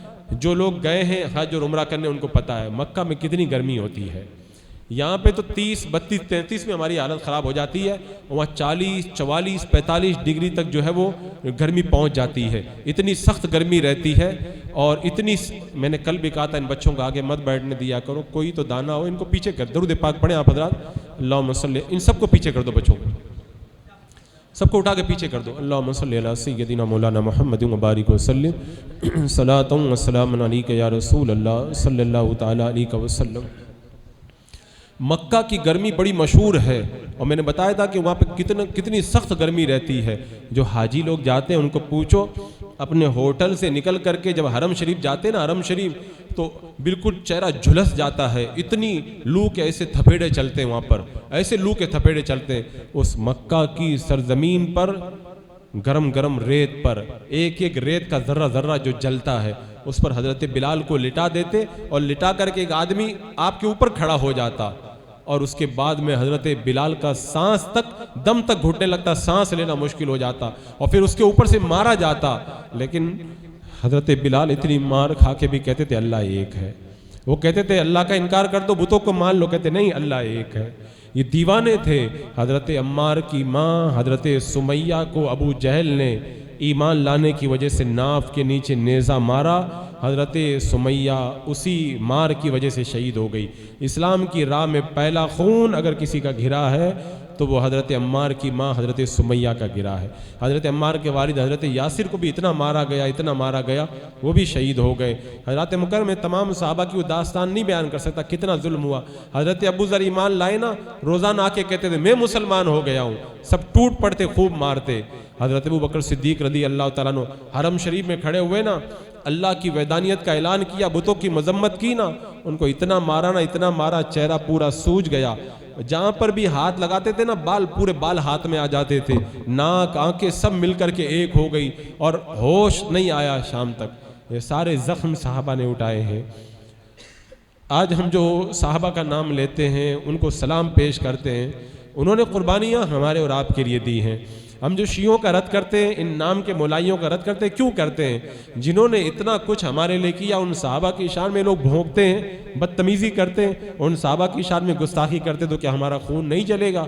جنہوں نے ہمارے لیے اپنی جانوں کو قربان کیا, اپنے مالوں کو قربان کیا, اپنے وطنوں کو قربان کیا, اپنی آل و اولاد کو چھوڑ دیا, اپنا سارا گھرانہ چھوڑ کے نکل آئے, تب جا کے ہمیں ایمان کی دولت عطا فرمائی. ان کی عظمتوں کو ہم سلام پیش کرتے ہیں. میرے آقا علیہ السلام کے جتنے صحابہ ہیں سب ہدایت کے تارے ہیں.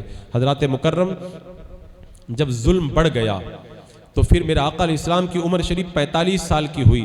میرے آقا علیہ السلام نے فرمایا کہ یہاں پہ ظلم بڑھ چکا ہے, تم لوگ جاؤ حبشہ کی سرزمین پر نجاشی بادشاہ ہے, وہ وہاں پہ چلے جاؤ, وہ امن پسند ہے. اب صحابہ چھپ چھپ کر کے مکہ چھوڑ کر کے سمندر کے کنارے جاتے, کشتی پکڑتے, اور وہاں سے حبشہ کی ہجرت کر جاتے. سب سے پہلے 11 مرد اور 4 عورتیں مکہ چھوڑ کر کے مکہ سے حبشہ کی طرف ہجرت کر گئے. ان ہجرت کرنے والوں میں سب سے پہلے حضرت عثمان غنی اور آپ کی بیوی میرے آقا صلی اللہ تعالی علیہ وسلم کی مقدس بیٹی بھی ساتھ میں تھی. یہ دونوں جب گئے نا, میرے آقا نے فرمایا حضرت لوط علیہ السلام کے بعد میں اپنی بیوی کے ساتھ میں سب سے پہلے ہجرت کرنے والے حضرت عثمان ہیں. یہ 15 لوگ وہاں پہ گئے, بڑے امن سے رہنے لگے, لیکن کچھ افواہ پھیل گئی کہ مکہ کے حالات اچھے ہو گئے. یہ لوگ واپس آئے, لیکن پتہ چلا کہ وہ جھوٹی افواہ تھی. اب اور زیادہ ظلم ہونے لگا. اس کے بعد میں 84 مرد اور 18 عورتیں, تقم و بیش 100 حضرات پھر ہجرت کر کے حبشہ کی طرف چلے گئے. اب مکہ کے کافروں کے پیٹ میں درد شروع ہو گیا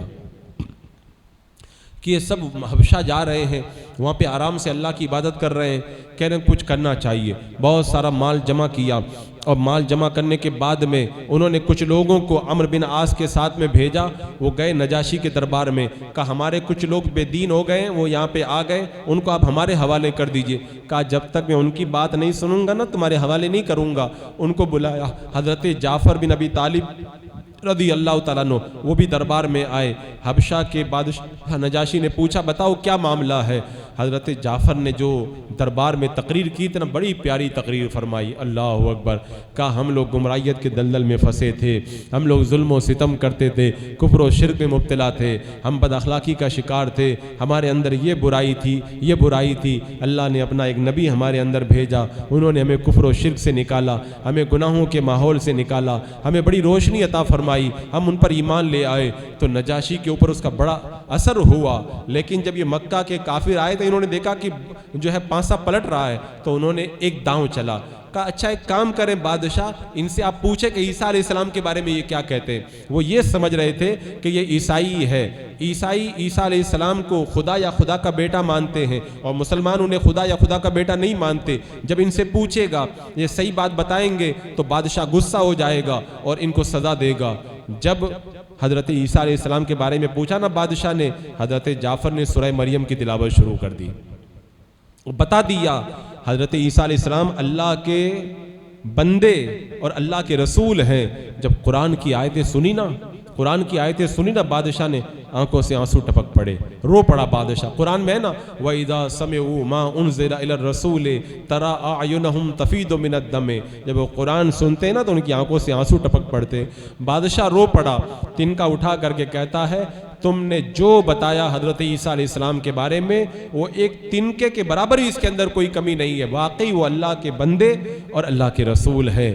اب دیکھا کہ کچھ ہاتھ آنے والے نہ براد ہو کر کے واپس لوٹ آئے۔ ادھر مکہ کے اندر جب ظلم بڑھ رہا ہے، آخر پھر میرے آقا علیہ السلام کی عمر شریف 46 سال کی ہوئی تو حضرت امیر حمزہ رضی اللہ تعالیٰ عنہ ایک مرتبہ شکار کے لیے گئے ہوئے تھے۔ ابو جہل نے میرے آقا کی شان میں بدتمیزیاں کی۔ جب آپ پلٹ کے آئے نا تو آپ کی بیوی نے بھی بتایا اور ایک باندی نے بھی بتایا، آپ تو شکار پہ گئے تھے، آپ کے جو پیارے آپ کے جو بھتیجے ہیں اللہ کے رسول صلی اللہ تعالیٰ علیہ وسلم، بھتیجے بھی ہیں اور رضائی بھائی بھی ہیں، کیونکہ سویبہ کا دودھ میرے آقا نے بھی پیا ہے اور سویبہ کا دودھ حضرت امیر حمزہ رضی اللہ تعالیٰ عنہ نے پیا ہے، تو اس اعتبار سے دونوں میں بھائی کا رشتہ بھی بنتا ہے۔ تو کہا آپ کے بھتیجے پہ آج ابو جہل نے بڑا ظلم کیا ہے۔ جب سنا نا، ہاتھ میں وہ کمان تھی، حضرت امیر حمزہ بھی ایمان نہیں لائے تھے، گئے اور ابو جہل کے سر پہ مارا، اس کا سر پھٹ گیا اور پھر میرے آقا کی بارگاہ میں حاضر ہوئے، کلمہ پڑھ کے مسلمان ہو گئے۔ ادھر میرے آقا نے دعا فرمائی، اے اللہ عمر بن ہشام اور عمر بن خطاب، ان دونوں میں سے تجھے جو پیارا ہو ان دونوں میں سے ایک تو اسلام کے دامن میں عطا فرما دے۔ ادھر میرے آقا نے دعا کی، ادھر وہ دعا قبول ہو گئی۔ حضرت عمر ابھی ایمان نہیں لائے تھے نا، اپنی پورا واقعہ آپ لوگ سن چکے ہیں، اپنی بہن کے گھر گئے اور بہن نے جب قرآن سنایا نا، جب قرآن سنا نا تو آنکھوں سے آنسو ٹپکنے لگے۔ میرے آقا کی بارگاہ میں پہنچے، بولے کہاں ہیں آقا؟ کا دار ارقم میں، کیونکہ اس وقت حضرت ارقم کا گھر یہ سب سے بڑا دار التبلیغ تھا، یہیں پر بیٹھ کر کے میرا آقا علیہ السلام اسلام کی تبلیغ فرمایا کرتے تھے۔ جب پہنچے نا، صحابہ نے کہا یا رسول اللہ وہ عمر آ رہے ہیں۔ حضرت امیر حمزہ نے کہا ڈرنے کی ضرورت نہیں ہے، وہ بھی شیر تھے، کہا ڈرنے کی ضرورت نہیں ہے، اگر اچھے ارادے سے آ رہے تو ٹھیک ہے، نہیں تو پھر میری تلوار ہے۔ جب حضرت عمر آئے نا، میرے آقا علیہ السلام نے حضرت عمر کے کپڑوں کو پکڑ کر کے جھنجھوڑ کے کہا عمر کیا ابھی ایمان نہیں لاؤ گے؟ حضرت عمر تو پہلے ہی قرآن سن کر کے میرے آقا کی غلامی کا تہیہ کر چکے تھے، کلمہ پڑھا اور کلمہ پڑھ کے مسلمان ہو گئے۔ اب اسلام کو دو عظیم شیر مل گئے، 40ویں نمبر پر حضرت عمر اسلام لائے۔ اب اسلام کے اندر مزید قوت پیدا ہو گئی۔ صحابہ بیان کرتے ہیں حضرت عمر کا ایمان لانا اسلام کے اندر طاقت آ جانا تھا۔ حضرت عمر ایمان لاتے ہی کہتے ہیں یا رسول اللہ یہاں پہ آپ چھپ کے عبادت کرتے ہیں، خانہ کعبہ میں چل کے نماز ادا کیجئے۔ اب پہلا موقع ہے کہ آج مسلمان خانہ کعبہ میں کھلم کھلا عبادت کے لیے جا رہے ہیں۔ آج شوکت اسلام کا دن ہے، دو صفیں بنی ہیں، ایک صف میں آگے حضرت امیر حمزہ ہیں اور دوسری صف میں آگے حضرت عمر رضی اللہ تعالیٰ۔ صحابہ کو بہت مارتے تھے نا، کافر بہت مارتے تھے، لیکن جس صف میں امیر حمزہ ہوں، حضرت عمر ہوں، کافروں کی مجال نہیں تھی کہ نگاہ اٹھا کے دیکھ لیں۔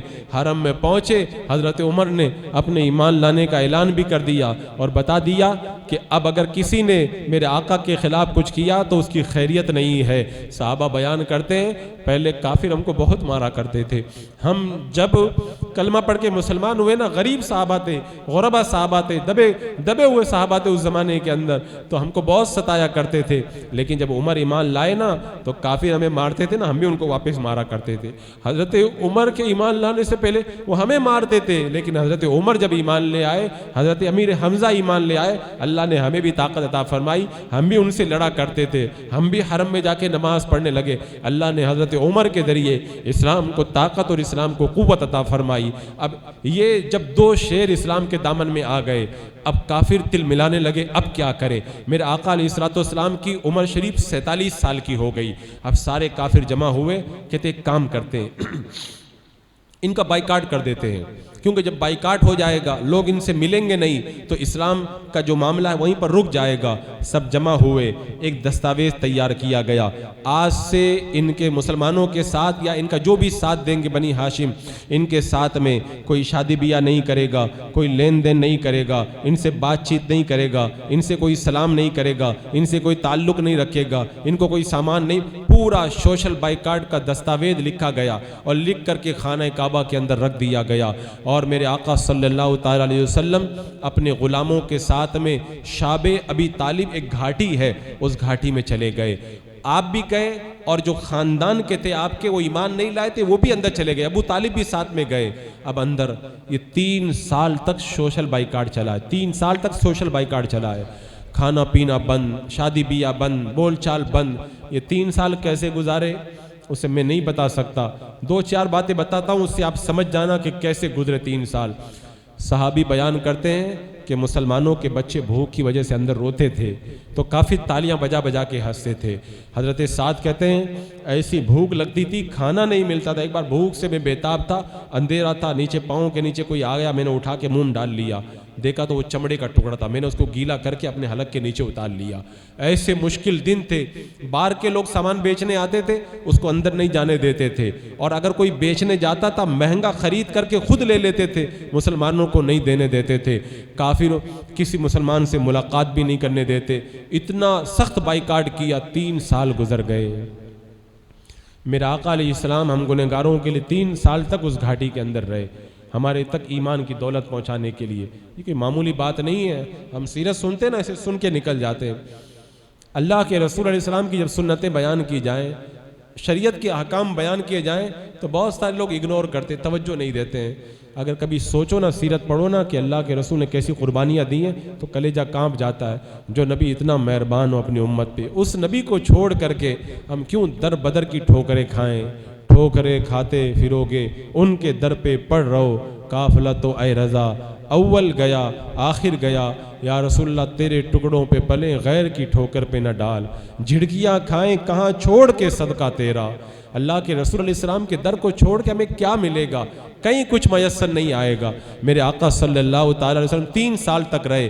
آپ نے اپنے چچا ابو طالب کو بلا کے کہا، چچا ان کافروں سے کہہ دو تم نے جو بائیکاٹ لکھا تھا نا اس کو دیمک کھا گئے، جہاں پہ اللہ کا نام لکھا، میرا نام لکھا ہے، بس اتنا ہی باقی ہے، باقی سب دیمک کھا گئے ہیں۔ ابو طالب گئے اور مکہ کے سرداروں سے جا کے کہا، میرے بھتیجے نے مجھے بتایا ہے کہ تم نے جو دستاویز لکھا تھا اس کو دیمک کھا گئے۔ وہ کہنے لگے اگر غلط ہوا تو ابو طالب کہتے ہیں غلط ہوگا تو میں تمہاری بات ماننے کے لیے تیار ہوں۔ تو پھر انہوں نے لے جا کر کے جب اس کو کھولا نا اندر سے دستاویز کو، تو دیکھا پورے دستاویز کو دیمک کھا گئے، نام پاک باقی ہے، باقی سارا دیمک چڑھ کر گئے۔ اب انہوں نے جب دیکھا تو بائیکاٹ ختم ہو گیا۔ اللہ کے رسول علیہ السلام 50 سال کی عمر شریف ہو رہی ہے تقریباً، اس گھاٹی سے باہر تشریف لاتے ہیں۔ اب ابھی باہر تشریف لائے ہیں، کچھ دن گزرے ہیں، میرے آقا علیہ السلام کی عمر شریف 50 سال کی ہو گئی ہے، ابو طالب کا انتقال ہو گیا۔ ابو طالب کافروں کے مقابلے میں سب سے بڑا سہارا تھے آپ کے لیے ظاہری طور پر۔ اب ان کا انتقال ہوا تو ظلم اور بڑھ گیا۔ ابھی چند دن گزرے تھے، غالباً 1 ہفتہ بھی ابھی نہیں پورا ہوا تھا، حضرت خدیجہ الکبریٰ رضی اللہ تعالیٰ عنہا کا بھی انتقال ہو گیا۔ یہ 2 بڑے سہارے تھے جو چلے گئے۔ اس سال کا نام ہی رکھ دیا گیا عام الحزن، غم کا سال۔ میرے آقا علیہ السلام کے 2 بڑے سہارے ظاہری جو تھے وہ چلے گئے۔ اب اللہ کے رسول علیہ السلام پہ ظلم اتنا بڑھ گیا، اللہ اکبر، صحابہ کرام کو مارا جانے لگا۔ میرے آقا علیہ السلام کے پیچھے ابو لہب چلتا تھا، کہتا تھا یہ ماد اللہ دیوانے ہیں، اور مٹی اچالتا تھا، برا کہتا تھا، کیا کیا ظلم۔ ابو لہب کی بیوی ہوئی ام جمیل میرے آقا علیہ الصلوۃ والسلام کے خلاف بدتمیزی کرتی، کتنا ظلم ڈھاتی. جب ظلم مکہ میں بڑھ گیا نا، میرے آقا نے سوچا کہ یہاں سے تقریباً 100 کلومیٹر کے فاصلے پر ایک علاقہ ہے، اس کا نام طائف ہے. یہاں کے لوگ نہیں مان رہے، میں طائف جا کر کے لوگوں کو دین کی دعوت دیتا ہوں. میرے آقا علیہ السلام نے حضرت زید بن حارثہ کو اپنے ساتھ میں لیا. میرے آقا علیہ السلام مکہ کے ظلم کے بعد طائف چلے جا رہے ہیں، پیدل جا رہے ہیں. اتنا لمبا سفر، آج ہم 5-7 کلومیٹر پیدل چلنا پڑے نا گھبرا جاتے ہیں، اور اگر کسی پروگرام اور دینی کام کے لیے کہا جائے نا 5 منٹ کا راستہ نہیں جاتے. میرے آقا علیہ السلام دین کے لیے تقریباً 100 کلومیٹر کا فاصلہ پیدل طے کر کے طائف کی سرزمین پر پہنچے. وہ جو طائف کا جو واقعہ ہے نا، اس کو بیان کرنا ایک جگر کا کام ہے. وہ ایسا درد سے بھرا ہوا واقعہ ہے، اللہ اکبر. ایک بار حضرت عائشہ رضی اللہ تعالیٰ عنہ نے کہا تھا کہ یا رسول اللہ، احد میں صحابہ شہید ہوئے، اتنا مشکل دن تو کبھی نہیں آیا ہوگا. میرے آقا نے فرمایا تھا عائشہ اس سے بھی سخت دن آیا ہے. پوچھا کون سا دن؟ کہا طائف کا دن. اللہ کے رسول علیہ السلام جب طائف میں پہنچے نا، 3 بھائی تھے سردار، ان کے پاس میرے آقا علیہ السلام تشریف لے گئے، انہیں دین کی دعوت دی. انہوں نے معاذ اللہ میرے آقا علیہ السلام کو جو ہے وہ برا بھلا کہا، یہاں تک کہہ دیا کہ اللہ کو کوئی اور نہیں ملا تھا نبی بنانے کے لیے، معاذ اللہ رب العالمین. انہوں نے بڑی بدتمیزیاں کی اور طائف کے لونڈوں کو میرے آقا کے پیچھے لگا دیا. اللہ کے رسول علیہ السلام طائف کے میدان میں جب چل رہے ہیں نا، پتھر برسا رہے. کتنے پتھر برسائے؟ روایت میں آتا میرے آقا علیہ السلام کا جسم لہو لہان ہو گیا اور خون کے قطرے ٹپک ٹپک کر کے آپ کے نالین خون سے بھر گئے. اور جب میرے آقا علیہ السلام زخمی ہو کر کے نیچے بیٹھنے لگتے نا، وہ ظالم ایسے پکڑ کے اٹھاتے تھے اور پھر پتھر برساتے تھے. حضرت زید بن حارثہ ایسے آگے آتے تھے اور پتھروں سے میرے آقا علیہ السلام کو بچاتے تھے. ظالموں نے اتنا ظلم کیا. میرے آقا علیہ السلام وہاں سے نکل کر کے باہر آئے، کنو صالب کے پاس پہنچے. حضرت عائشہ سے میرے آقا نے کہا تھا کہ ان کے زخموں کی وجہ سے مجھ پر مدہوشی طاری تھی، یہاں تک کہ جب میں کنو صالب میں پہنچا نا، تب مجھے پوری طریقے سے میرے ہوش بجا ہوئے. اللہ کے رسول علیہ السلام کے دل پہ کتنا صدمہ ہوگا، کتنا صدمہ ہوگا. لیکن میں بتاتا ہوں میرا آقا کیسے رحمت للعالمین ہے. آگے بڑھے، بادل میں حضرت جبریل امین ظاہر ہو گئے، سلام کیا کہ یا رسول اللہ، یہ بادل کا فرشتہ ہے، آپ کی بارگاہ میں حاضری کی اجازت چاہتا ہے. میرے آقا علیہ السلام کی بارگاہ میں بادل کا فرشتہ آ کے کہتا ہے یا رسول اللہ، آپ پر بڑا ظلم کیا طائف کے لوگوں نے، آپ اجازت دے دیں، آپ حکم دے دیں. یہ 2 پہاڑوں کے بیچ میں رہتے، میں دونوں پہاڑوں کو ملا کر کے ان کو مسل کر کے ہلاک کر کے رکھ دوں گا. میرے آقا نے فرمایا نہیں، میرے آقا نے فرمایا نہیں، یہ لوگ ایمان نہیں لاتے نا، ان کی نسلیں ایمان لائیں گی، مجھے ان کی نسلوں سے ایمان کی خوشبو آتی ہے. اللہ کے رسول کو اتنا لو لہان کر دیا، پھر بھی میرے آقا فرماتے نہیں، انہیں ہلاک نہ کرو، یہ ایمان نہیں لاتے، بعد میں ان کی نسلیں آئیں گی، وہ ایمان لے کر کے آئیں گی. میرے آقا علیہ السلام آگے بڑھے، ایک باغ آیا، وہ آپ کے دشمنی کا باغ تھا، لیکن اللہ کے رسول علیہ السلام بڑھے نا، اس کا جو غلام تھا، اس نے میرے آقا کو جب دیکھا نا تو کلمہ پڑھ کے مسلمان ہو گیا. انگوروں کا گچھا لا کے تھالی میں پیش کیا، میرے آقا علیہ السلام نے اسے تناول کیا. اللہ کے رسول علیہ السلام آگے بڑھے، وادی نخلا میں پہنچے، فجر کا وقت ہے، اللہ اکبر کہہ کر کے آپ نے نماز شروع کر دی. بتاؤ اتنا درد میرے آقا کے دل میں ہے، اور اس وقت اللہ کے رسول علیہ السلام نے نماز میں جب تلاوت کی ہوگی نا، کتنا سوز ہوگا اس تلاوت میں، کتنا درد اور کتنا لطف اور کتنا مزہ، کتنی نورانیت ہوگی.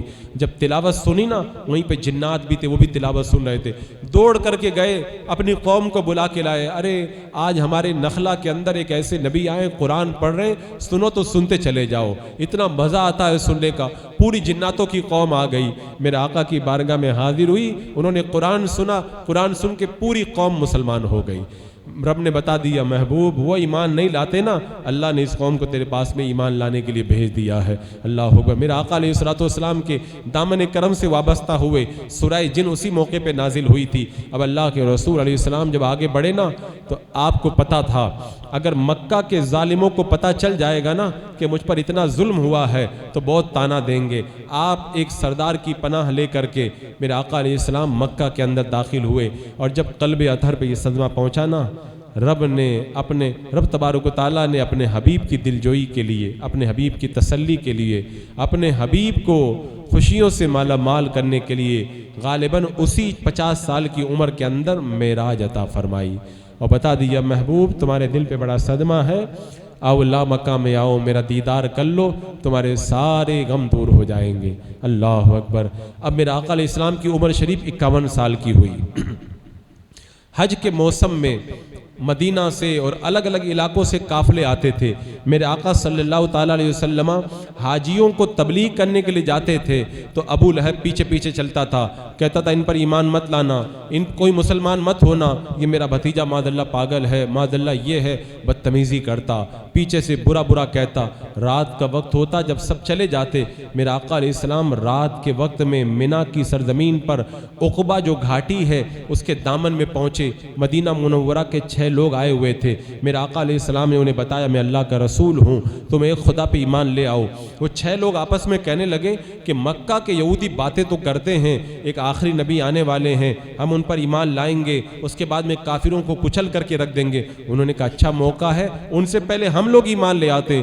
6 لوگوں نے کلمہ پڑھا اور کلمہ پڑھ کے مسلمان ہو گئے۔ آج بھی وہاں پر وہ بعد میں اہل محبت نے ایک مسجد بنائی تھی جسے مسجد عقبہ کہتے ہیں، اسی جگہ پر۔ یہ میرا آقا علیہ السلام کی عمر شریف کا 51واں سال ہے۔ پھر جب اللہ کے رسول علیہ السلام کی عمر شریف 52 سال کی ہوئی، حج کا موسم آیا، میرے آقا علیہ السلام رات کے وقت میں منی میں پہنچے۔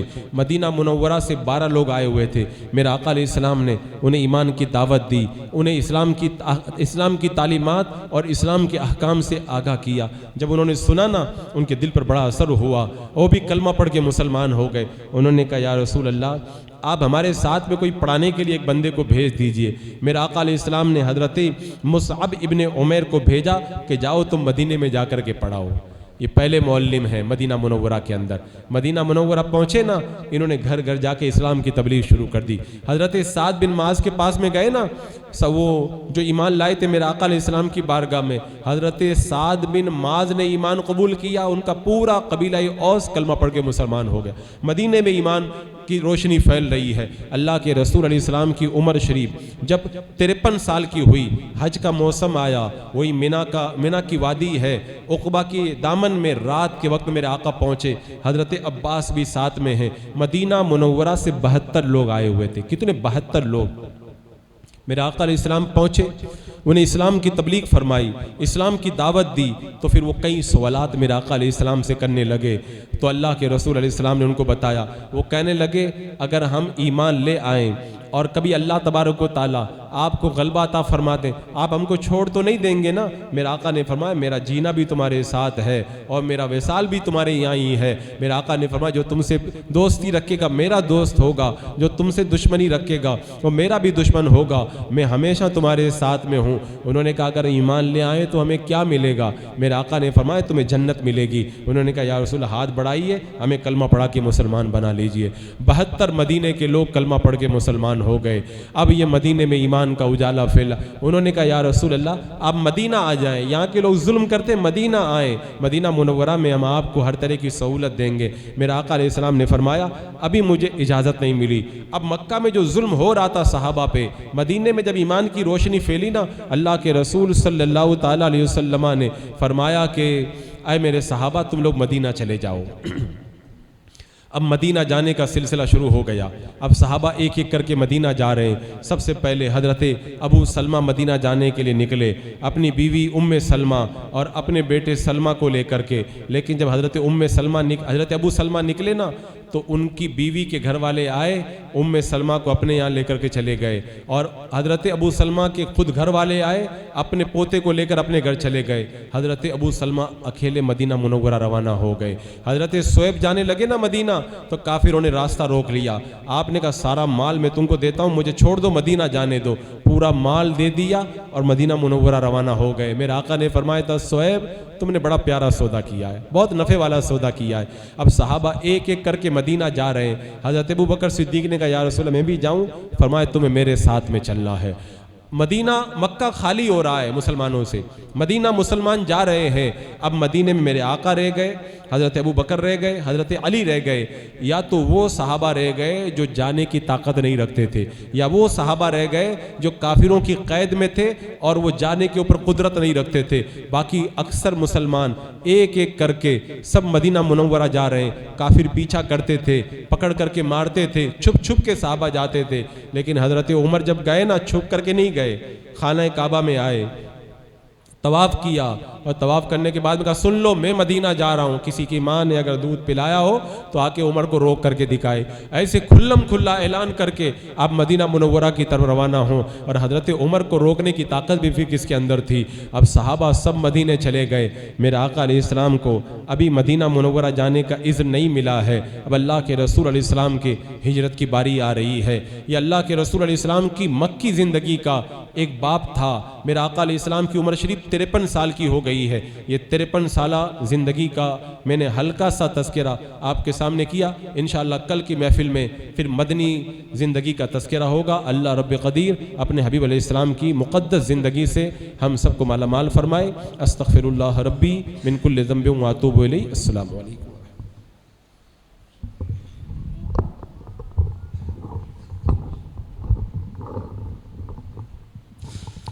مصطفیٰ جان رحمت پہ لاکھوں سلام, شمع بز میں ہدایت پہ خلق کے داد رس, سب کے فریاد رس, خلق کے داد رس, سب کے فریاد رس, کہف روزے مصیبت پہ لاکھوں سلام, مصطفیٰ جان رحمت پہ لاکھوں سلام, شمع بز میں ہدایت پہ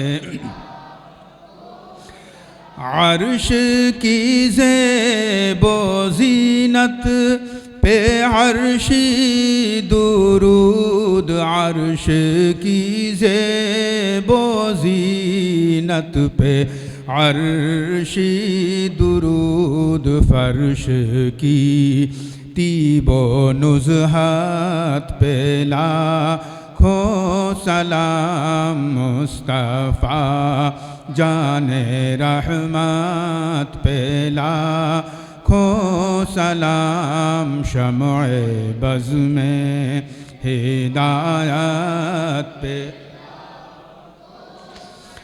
رب اعلیٰ کی نعمت پہ اعلیٰ درود, رب اعلیٰ کی نعمت پہ اعلیٰ درود, حق تعالی کی منت پہ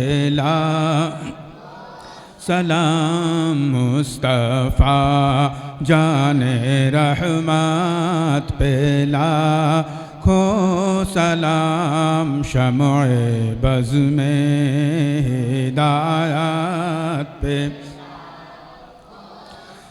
ان کے مولا کی ان پر کروڑوں درود, ان کے مولا کی ان پر کروڑوں درود, ان کے اصحاب و عطرات پہ لاکھوں سلام, مصطفیٰ جان رحمت پہ لاکھوں سلام, شمع بز میں ہدایت پہ یا نبی سلام علیکہ, یا رسول سلام علیکہ, یا حبیب سلام علیکہ, صلوات اللہ. الصلاة والسلام علیک یا رسول اللہ, الصلاة والسلام علیک یا حبیب اللہ, وعلی آلک و اصحابک یا نور اللہ صلی اللہ تعالی علیہ وسلم. بسم اللہ الرحمن الرحیم اللہم صلی علی سیدنا و مولانا محمد و بارک وسلم صلاۃ و سلام علیک یا رسول اللہ یا اللہ یا رحمان یا رحیم العالمین۔ تیرے محبوب پاک کی مولا سیرت طیبہ کو بیان کیا گیا، اس میں مولا کہنے سننے میں جو بھی غلطی ہوگی اپنی شان کریمی سے اسے معاف فرما۔ العالمین تیرے محبوب علیہ السلام کی مقدس زندگی کے انوار سے ہماری زندگیوں کو روشن و تابناک فرما دے۔ اے اللہ تیرے محبوب علیہ السلام کی مولا سیرت طیبہ پر عمل کرنے کی توفیق عطا فرما۔ اے اللہ ہمیں سچا عاشق رسول بنا دے۔ اے اللہ ہمیں سچا مولا سنتوں پہ چلنے والا سنی بنا دے۔ العالمین ہماری پریشانیاں دور فرما دے، ہمارے بیماروں کو شفا دے دے۔ اے اللہ ہماری روزیوں میں برکتیں عطا فرما دے۔ اے اللہ کاروبار میں برکتیں نازل فرما دے۔ اے اللہ غیر کی محتاجی سے ہمیں بچا لے، قرض داروں کو بار قرض سے سبکدوشی عطا فرما دے۔ اے اللہ عالم اسلام میں مسلمانوں کی خیر فرما۔ اے اللہ ہم گنہگار تیرے محبوب علیہ السلام کے در پاک سے دور ہو کر پریشانیوں میں مبتلا ہو گئے، اللہ ہمیں تیرے محبوب کی مقدس زندگی پر عمل کرنے کی توفیق عطا فرما۔ ہندوستان میں امن و سکون کا ماحول پیدا فرما، ہماری جان مال عزت آبرو ایمان عقیدہ عمل اور مولا ہر طرح کے مقابر مساجد مدارس اور شاعر اسلام کی حفاظت فرما۔ اے اللہ اس بستی پر اپنی برکتوں کا نزول فرما۔